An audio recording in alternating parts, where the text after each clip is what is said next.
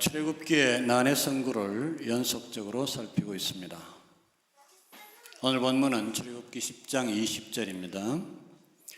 본문 우리에게 어려운 것은 본문의 진술에 따른다면 인간의 강팍함과 완악함에 대한 책임 소재가 누구에게 있는가 하는 것에 대한 혼란스러움에 있습니다. 전능하신 하나님께서 인간을 완악하게 하고 강팍하게 하신다면 피조물은 결코 저항할 수 없을 것이며 결국 본문의 완악함의 죄는 바로에게 있는 것이 아니라 오히려 하나님께 있게 됩니다. 왜냐하면 본문이 여호와께서 바로의 마음을 강팍해 하셨다고 진술하고 있기 때문입니다. 하나님께서 사람의 마음을 강팍하게 하는데 저항할 수 있는 인간이 어디 있습니까? 바로는 하나님께 이용당하는 불쌍한 피해자가 되고 하나님은 가해자가 됩니다. 이 위험한 의심은 심지어 저와 여러분, 그분의 백성된 성도들의 마음속에도 있습니다. 이것은 반드시 제거되어야 합니다. 이 억울한 비난을 홀로 겪으며 영원한 시간을 지내야 하는 하나님을 저는 두고 볼 수가 없습니다. 언제나 인간의 시각은 잘못될 수 있습니다. 우리는 그러므로 얼마간의 자기 오류를 대비하는 관대함과 수용의 여유 공간을 무조건 준비할 필요가 있습니다. 특별히 하나님께 대한 우리의 비판적 정서는 반드시 잘못된 것이기 때문에 처음부터 용납해서는 안 됩니다. 이 문제와 관련하여 성도가 알아야 할 것은 설사 하나님이 바로에게 그와 같이 하셨더라도 하나님을 가해자로 볼 수 없다는 것입니다. 하나님을 비판할 수 없다는 것입니다. 저는 오늘 본문을 취급하면서 이 문제와 관련하여 하나님을 변호하는 데 집중할 것입니다. 전능하신 하나님을 감히 변호할 수 있는 영광스러운 직분을 주신 하나님께 큰 영광과 찬송을 드립니다.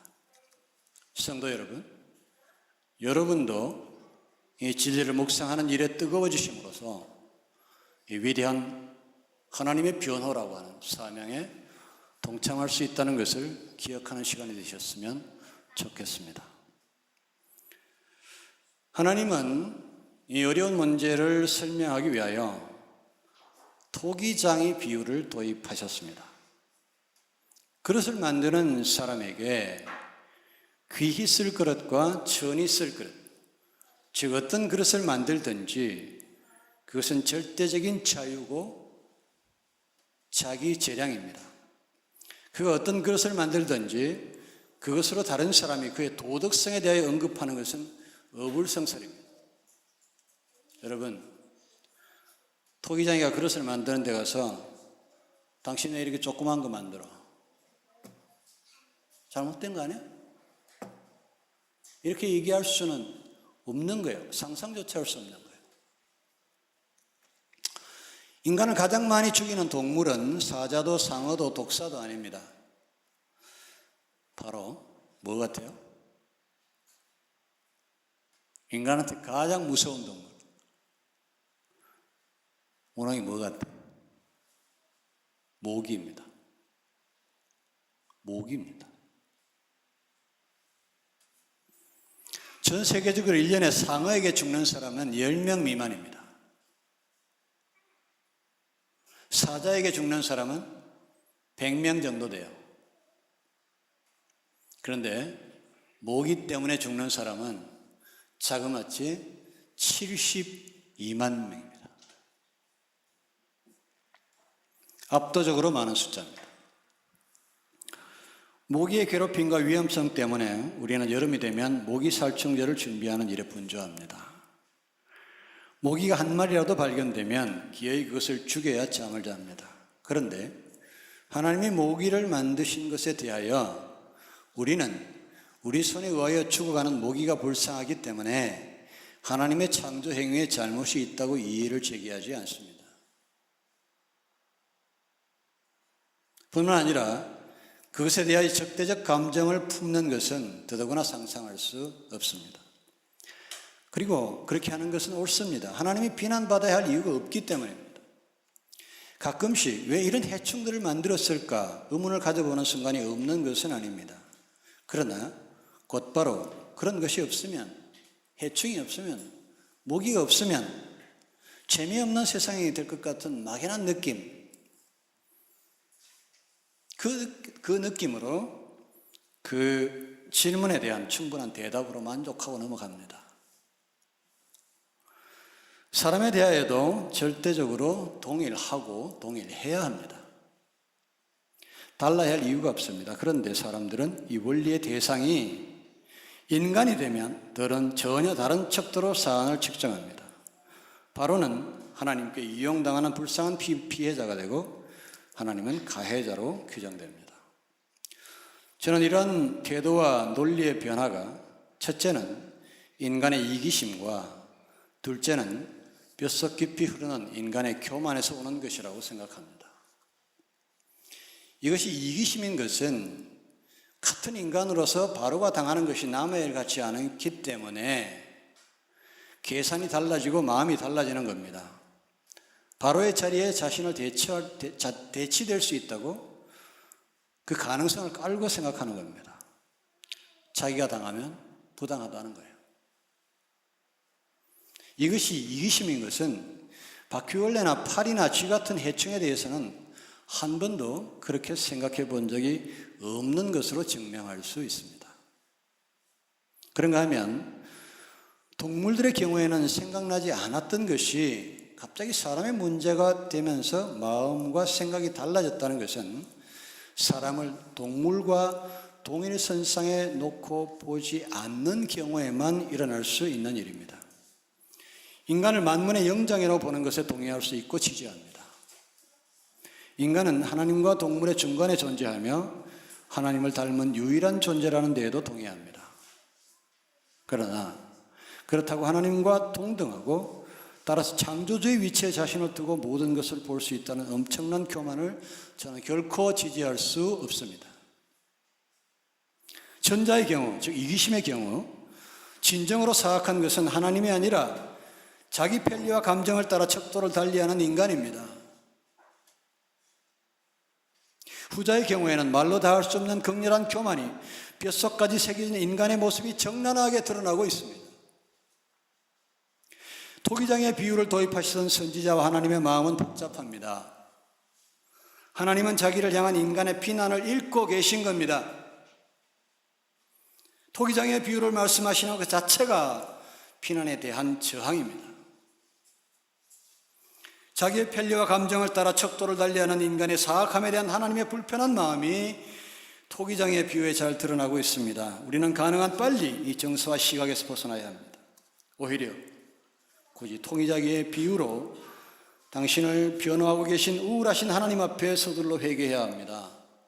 저와 여러분의 기도는 이와 같아야 합니다. 하나님, 우리가 하나님께 대한 비난의 정서를 갖는 것은 하나님의 창조 행위 자체보다는 그 행위에 대하여 갖는 우리의 입장 때문이라는 것을 시인하고 고백합니다. 백조와 모기를 한 호수 안에서 만드신 하나님께 대하여는 불평하지 않으면서 바로의 강팍과 모세의 믿음을 동시에 만드신 하나님을 비판했습니다. 이것은 인간을 피조물로 보지 않고 창조자와 같은 위치에 올려놓고 보았기 때문입니다. 여기 이 문제에 대해서도 우리는 우리 안에 있는 죄악을 발견합니다. 우리는 죄인입니다. 우리의 터무니없는 교만과 하나님에 대한 도전과 반역을 용서해 주시옵소서. 이렇게 기도할 수 있겠습니까?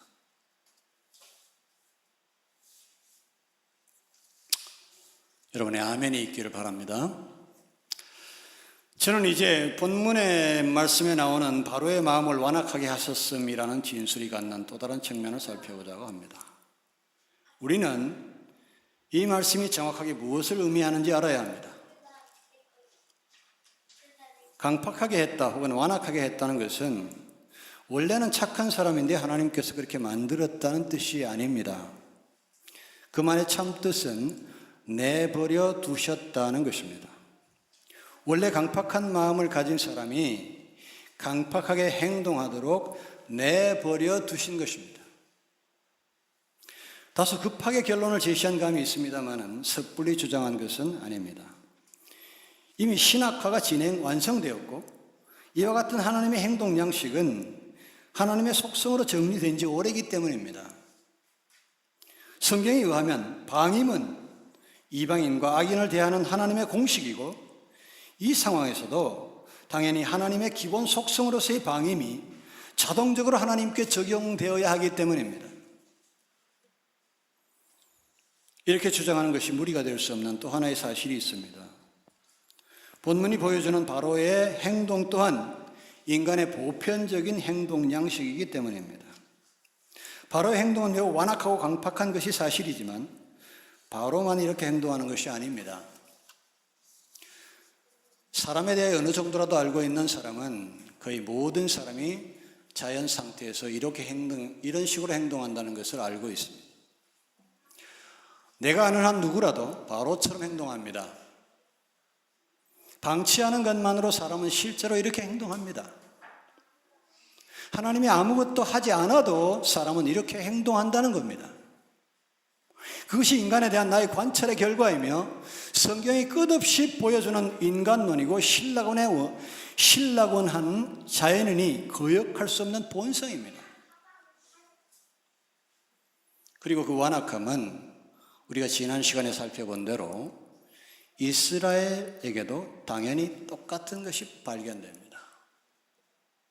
우리가 지금까지 일들로 미루어 봐서 앞으로도 하나님의 역사가 일어날 것을 믿는 일에 실패했다면 바로가 실패했죠? 우리도 실패합니다.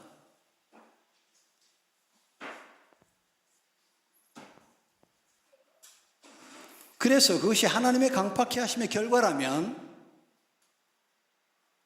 그것이 강팍하게 한 것에 대한 결과라면 이스라엘이 믿음 없는 것과 저와 여러분이 믿음 없는 것도 하나님의 강팍하심의 결과라야만 합니다.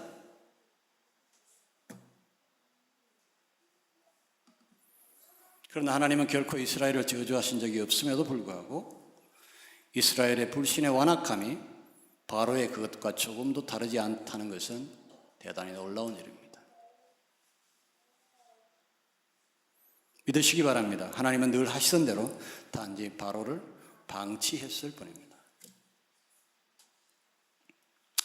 우리의 선하신 하나님은 사람에게 결코 해코지 하시는 분이 아닙니다. 이 부분에 대하여 느끼는 우리의 정서는 수정되어야 됩니다. 우리는 하나님을 가해자로 몰아서는 안 됩니다.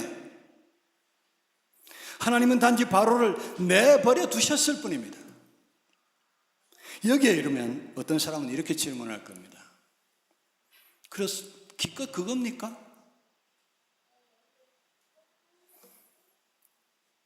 그렇습니다. 하나님은 기껏 그것밖에 하시지 않으시며 그것은 하나님의 풍성한 자비입니다.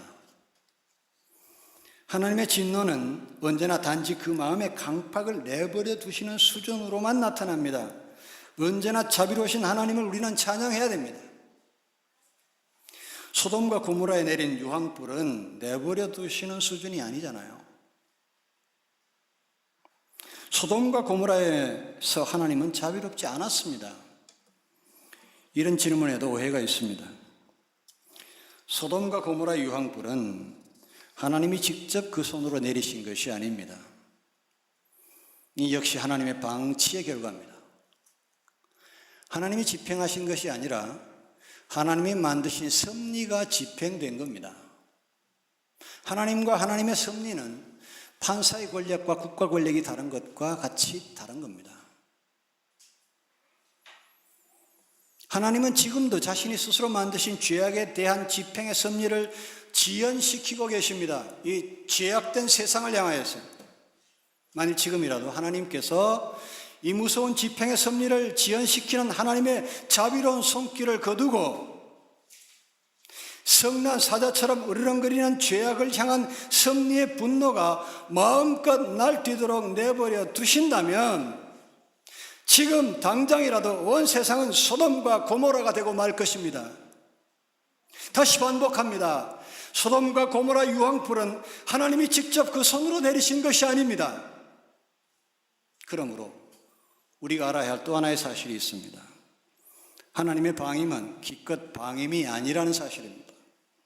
하나님의 방치는 소극적이며 자비에 가깝지만은 그러나 그것은 동시에 무서운 재앙입니다. 소돔과 고모라에서 하나님의 자비의 손길을 멈추고 방임했을 때 어떤 일이 일어난지 여러분은 보았습니다. 바로에게 마음을 강팍해 하는 것이 그에게 어떤 결과를 낳는지 우리는 보았습니다. 자신과 자신의 백성과 국가를 치명적인 위험과 처참한 상황에 빠뜨리고 말았습니다. 장자가 죽었습니다. 이것은 개인이 당할 수 있는 가장 비참한 일입니다.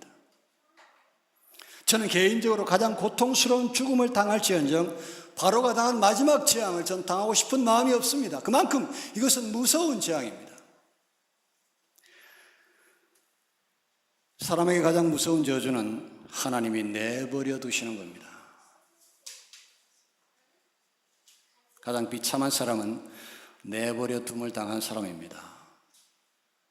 하나님의 방임보다 무서운 것은 없습니다. 그러니 날 좀 내버려 두세요 라고 말하지 마시기 바랍니다. 어떤 사람에게도 가능한 그렇게 말하지 않는 것이 좋습니다. 우리 은희 또래가 되면 엄마 아빠 나 좀 내버려 둬 이런 소리 하기 쉬워요. 가능하면 하지 마세요. 엄마 아빠가 개입해 주는 게 복이라고. 은희 아멘? 오케이. 그러나 특별히 하나님께 대하여서는 그런 요구는 절대 하지 말아야 됩니다.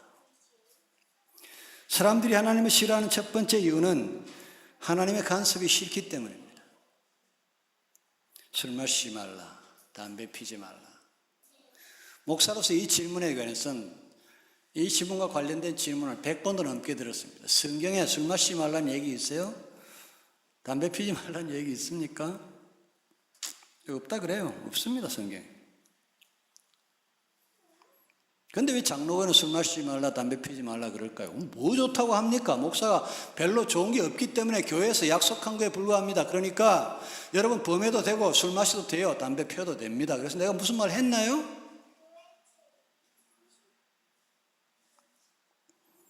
그런데 간음하지 말라, 거짓말하지 말라 이건 하나님이 명백히 하신 말씀입니다. 이게 술 마시지 말라보다 훨씬 무섭지 않습니까? 거짓말하지 말라 이건 무섭지 않습니까? 전 무섭습니다. 참남한 일을 당하고 난 이후에 더욱더 그렇습니다. 이것들은 다 인간이 하고 싶고 기어이 하고야 마는 것들입니다.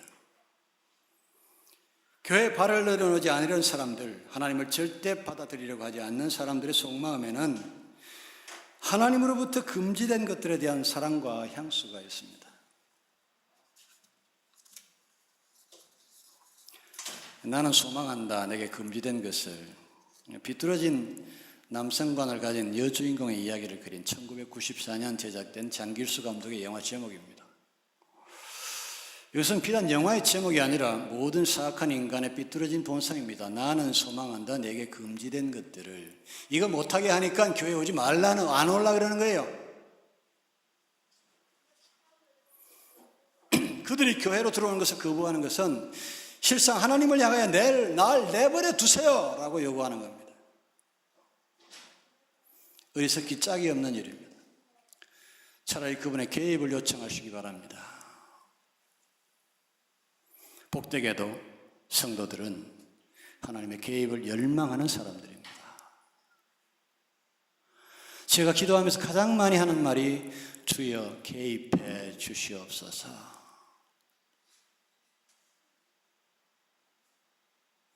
당신의 책망과 지적을 환영합니다. 당신의 채찍을 환영합니다. 이런 복된 기도를 할 줄 아는 성도 여러분에게 하나님의 복된 개입이 늘 함께 하시기를 축원합니다. 그런데 우리가 살펴야 하는 또 다른 주제는 하나님의 방임이라는 이 소극적 행위를 오늘 본문은 왜 하나님의 적극적인 행위로 묘사하고 있는가 하는 겁니다. 그냥 본문에서 그렇게 말하면 되잖아요. 여호와께서 바로를 그냥 내버려 두셨기 때문에 이렇게 얘기하면 되는데 왜 하나님이 바로의 마음을 강팍해 하셨으므로 라고 말씀하셨냐라는 거예요. 거기에는 많은 이유가 있습니다. 첫째로 이것이 사실이기 때문입니다. 적어도 대주제이신 하나님께 소극적인 행위는 존재하지 않습니다. 하나님께서 단지 내버려 두셨음에도 그 결과가 완악해졌다면 그것은 적어도 하나님께는 하나님이 하신 것이 되는 것입니다. 하나님이 그 결과를 책임지지 않는다면 이 세상 어디에 그 책임을 질 수 있는 하나님보다 더 큰 다른 존재가 존재하겠습니까? 기억하십시오. 하나님은 전능하시며 전 우주의 마지막 대주제이십니다. 우주 안에 무슨 일이 일어나든 결국 그 일은 하나님 때문에 일어난 일이며 따라서 하나님이 하신 일입니다. 이 사실이 결국 바로에게 무슨 일이 일어나도 그것을 하나님의 적극적인 집행의 결과로 묘사할 수밖에 없는 이유입니다. 이해되십니까? 이 소극적 행위조차 적극적으로 표현할 수밖에 없는 대주제 대신 여호와 하나님을 찬양합니다. 두 번째로 이런 진술을 통해서 하나님의 심정의 어떠함을 드러내고 싶으신 겁니다. 내가 바로를 완악하게 했어. 하나님이 이렇게 말씀하심으로써 하나님 화가 났다는 걸 표현하고 싶은 거예요. 하나님이 이와 같은 진노하심은 바로와의 대화에서 여러 번 들을 수 있는 내 백성이란 하나님의 의의에서 충분히 느낄 수 있습니다. 내 백성이란 의의가 포함하는 정서는 이렇습니다. 그는 내 백성이 아닌 자로서 내 백성을 억류하고 내 백성을 착취하고 있다. 나는 그가 마땅치 않다. 나는 내 백성에 대한 사랑과 내 백성을 단합하는 그를 향한 적대감으로 내 백성을 위해 그를 징계할 거다. 내가 그의 마음을 완악하게 했다. 이것이 본문에 나타난 하나님의 정서입니다. 놀라운 은혜 아닙니까? 하나님께서 우리를 위하여 진노하심으로 대적합니다. 그러므로 하나님의 백성이 되십시오. 그는 그의 보호와 사랑과 보살핌의 대상이 되시기를 바랍니다. 만일 여러분이 온전히 하나님의 백성이 된다면 하나님은 당신의 백성과 맺은 약속을 위해서라도 우리를 위하여 우리와 대적하는 모든 것들에 대하여 힘껏 싸워주실 것입니다. 너희는 두려워 말고 가만히 있어서 여호와께서 오늘 너희를 위하여 행하시는 구원을 보라. 여호와께서 너희를 위하여 싸우시리니 너희는 가만히 있을지니라. 출애굽기 14장 13절에 14절 말씀입니다. 하나님은 편애하십니다. 하나님이 질투하시는 하나님이신 것처럼 같은 이유로 편애하시는 하나님이십니다. 특별히 당신의 백성과 다른 백성이 충돌하여 싸울 때 하나님은 당신의 백성을 위하여 싸우십니다. 너를 축복하는 자에게 내가 복을 내리고 너를 저주하는 자에게는 내가 저주하리니 창세기 12장 3절에 아브라함에게 하신 약속입니다. 이것이 잘못됐습니까? 이것을 감정을 가지신 분으로서 당연한 것입니다. 혹 하나님이 당신의 백성을 위하여 공정하심을 잃더라도 하나님을 비방할 수 없는 노릇입니다. 여러분이 여러분의 자녀들을 먼저 생각하는 것이 전혀 이상한 것이 없는 것과 같습니다. 그런데 너희는 이르기를 주의 길이 공평치 않다 하는도다. 이스라엘아 들을지어다. 내 길이 어찌 공평치 아니하냐? 너희 길이 공평치 않은 것이 아니냐? 에스겔 18장 25절에 하나님의 질문에 대장부처럼 허리를 묶고 서서 고개를 숙이고 대답해야 할 것입니다. 책임이 있는 대답을 해야 합니다.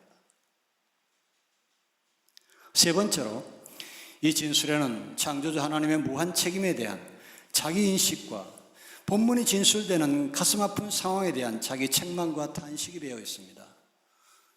내가 바로를 완악하게 했어. 하나님은 내버려 두시는 것을 원치 않으십니다. 하나님은 세상을 향하여 끝없이 개입하시고 말씀하셨습니다. 다만 듣지 않는 사람들이 있었을 뿐입니다. 바론들, 하나님께서 마음속 깊은 곳에서조차 미워하셨겠습니까?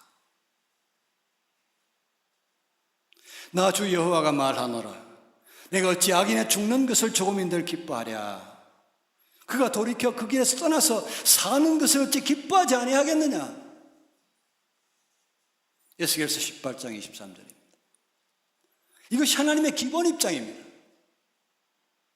이런 마음을 갖고 계신 하나님께 지금 바로를 방치했다는 말을 하시면서 슬픈 마음을 갖지 않겠습니까? 만일 제가 그분의 좌절하는 서글픈 마음에 공명하지 못한다면 난 그분의 종이 아닙니다. 여호와께서 가라사대 내가 수고도 아니하였고 배양도 아니하였고 하룻밤에 났다가 하룻밤에 망한 이 박능쿨을 내가 아꼈거든.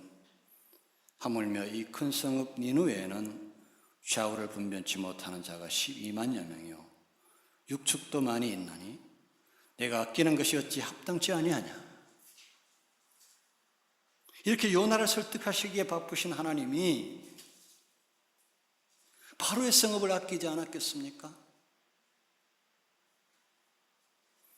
여호와께서 바로의 마음을 강팍히 하셨으므로 이 말씀을 하시는 하나님의 마음을 떠나서 방황하는 자녀, 반항하는 자녀, 잃어버린 백성 바로에 대한 근원적 그리움과 연민으로 충만합니다.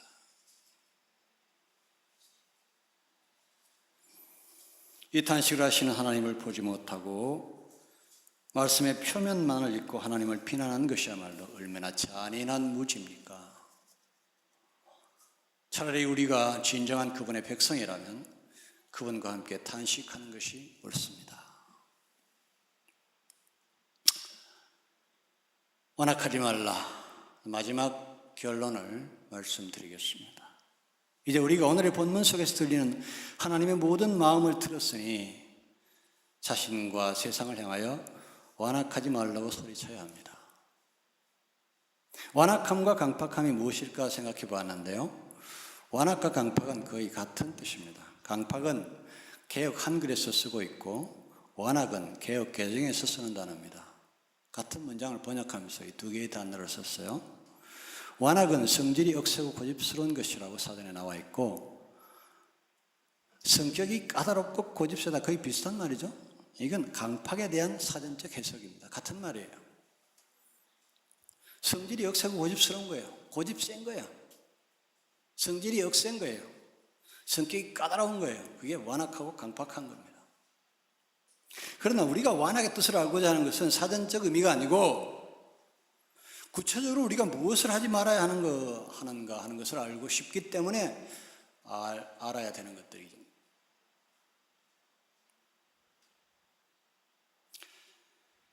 근데 그것을 정확하게 알고 싶으면 바로가 무엇을 했는지를 보면 됩니다.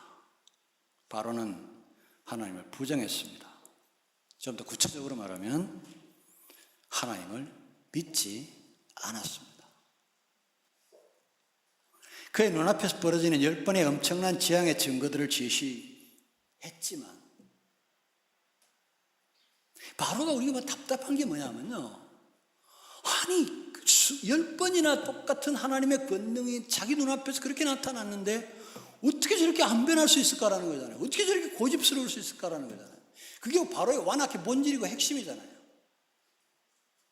하나님의 기적과 재앙들이 나타나는 거 보고 하나님이 살아계시구나. 이제 또 하나님의 재앙을 예고하는 거 보니까 또 그 재앙이 오겠구나. 나 이게 손들어야 되겠구나 라고 해야 되는데 그걸 안 했다는 거예요. 결국 하나님을 못 믿은 거예요. 증거들을 보고도.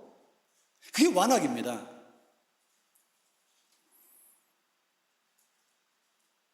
우리는 이제 세상의 모든 완악함과 강팍함이 어디서 오는 것인지 알게 됩니다. 모든 종류의 완악함과 강팍함은 다름 아닌 하나님을 완강하게 부정하는 데서 오는 겁니다. 이것은 완악함에 관한 가장 위대한 진단입니다. 누군가 완악합니까? 누군가 어느 측면과 어느 상황에 대해서 완악합니까? 본질을 따져 들어가면 하나님을 안 믿기 때문이에요. 반대로 만일 누구든지 하나님을 시인하고 그분과 교통한다면 결코 어떤 일에도 완악하거나 강팍해지는 일은 없을 겁니다. 여러분, 완악해지지 않기 위하여서 어리석게도 쓸데없는 완고한 고집을 끝까지 부리는 그와 같은 행동을 함으로써 자기를 파멸에 이끌고 싶지 않다면 하나님을 영접하시고 하나님을 믿는 은혜가 있게 되시기를 축원합니다. 또 새 영을 너희 속에 두고 새 마음을 너희에게 주되 너희 육신에서 굳은 마음을 취하고 부드러운 마음을 줄 것이며 또 내 영을 너희 속에 두어 너희로 내 율례를 행하게 하리니 너희가 내 규례를 지켜 행할지라. 부드러운 마음은 하나님께로부터 옵니다. 완악하지 않기 위하여 우리가 가장 먼저 해야 할 일은 하나님을 믿고 인정하는 것입니다. 그러므로 성령이 이르신 바와 같이 오늘날 너희가 그의 음성을 듣거든 노하심을 격동하여 광야에서 시험하던 때와 같이 너의 마음을 강팍해 하지 말라. 바울의 권면을 들으시는 저와 여러분 되시기를 바랍니다. 자신과 세상을 향하여 완악하지 말라, 강팍하지 말라고 소리쳐야 합니다. 오늘 이 시간이 하나님에 대한 오해를 던져버리고 본문 속에 있는 참된 하나님의 말씀을 듣고 하나님의 마음을 읽고 하나님께 더 가까이 나와 우리의 마음을 부드럽게 하는 바로 그 복된 시간이 되어야 합니다. 하나님을 향하여 부드러운 마음을 갖는 것, 그것이 오늘 우리에게 주신 하나님의 말씀, 그 속 깊은 뜻을 제대로 이해한 자의 올바른 반응이 되어야 할 것입니다.